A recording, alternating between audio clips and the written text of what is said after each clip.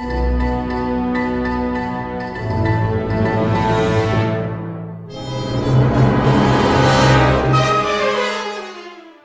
morning, everybody. Welcome to another edition of Lab 207 webcast. My name is Mr. Kite, and I'll be hanging out with you today as we move on into a new unit. This is going to be our first unit back to school, and it's going to be the Getting Started unit. This is just basically going to be our introduction to environmental science. So, like always, let me get you your objectives, and then we'll jump into our material for the day.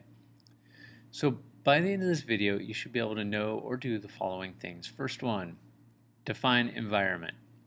Second, differentiate between an environmentalist and an environmental scientist. And finally, provide examples of humans altering natural systems. Pretty easy stuff, so let's go ahead and start talking about it.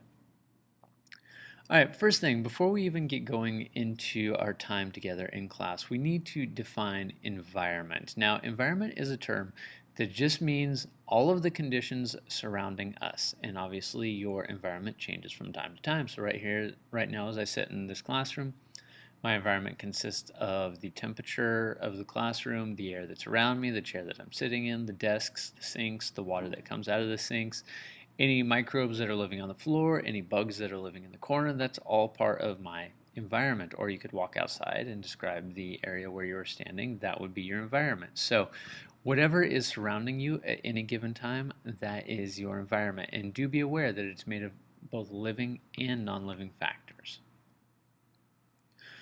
And then we need to talk a little bit about environmental science. Now, I want you to recognize that environmental science is a relatively new discipline. It's only been around for 30 or 40 years as a separate discipline all unto itself. But basically, environmental science studies interactions between natural and human systems. So natural systems are things like the carbon cycle, where carbon cycles from air to plants and then to the ground and then back to the air. Includes the water cycle, it includes the interactions between two birds in your backyard. All of those are environmental systems.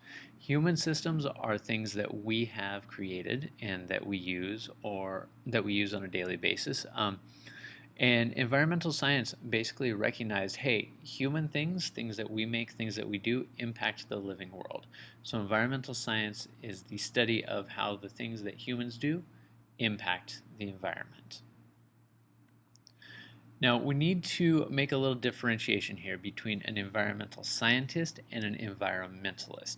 An environmental scientist is just a type of scientist. They do not necessarily have a leaning one way or another. They are just simply studying the science of the environment and how human systems impact the environment.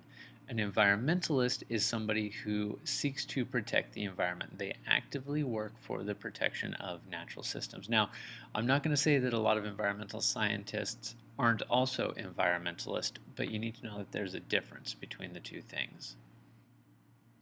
Now, as we move into talking about ecosystems, you need to recognize the difference between biotic and abiotic factors. So every natural system is made up of two categories of things. You've got biotic factors, which is all of the living stuff in the system, and then you've got abiotic factors, which are the non-living components. So looking at the picture there on the side, biotic components would be things like the trees, it would be any wildlife that is living there, it would be any fish that are in the rivers, any microbes that are living around, all of that would be the biotic factors.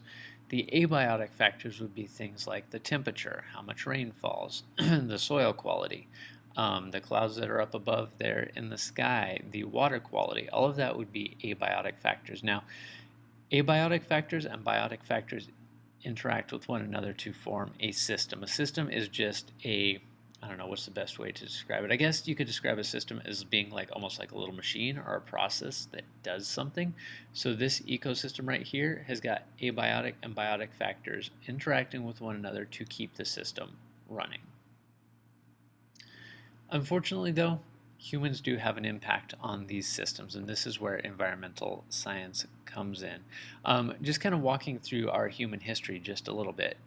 As soon as humans kind of started living in civilizations or even little small villages, started gathering together, we started impacting the environment. So at first, humans were learning how to hunt. So our major impact on our environmental system was the hunting of large animals. And, humans are probably responsible for extinctions of animals like woolly mammoths and mastodons and giant ground sloths.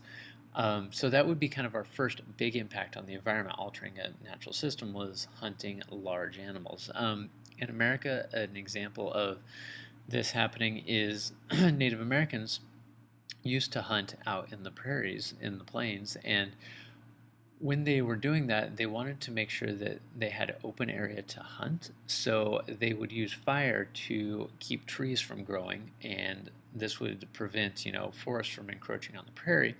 Because they did that, there are now vast tracts of the American West that don't have many trees. It's just all tall grassland.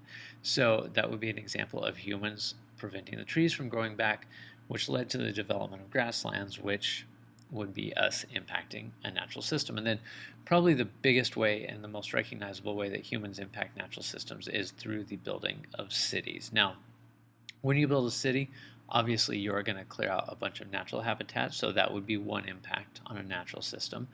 You are going to alter the water cycle because as you put down concrete, water is no longer able to soak into the ground. You are going to use resources. You are going to move a bunch of people to one area, which means there's going to be a lot of waste. So, cities are another example of humans directly impacting natural systems, and that's going to be basically what our class is about all semester long, is looking at the ways that humans directly impact natural systems. So I hope that you'll stay with us through the course of the semester. This is the Lab 207 webcast. My name is Mr. Kite, and we'll see you again.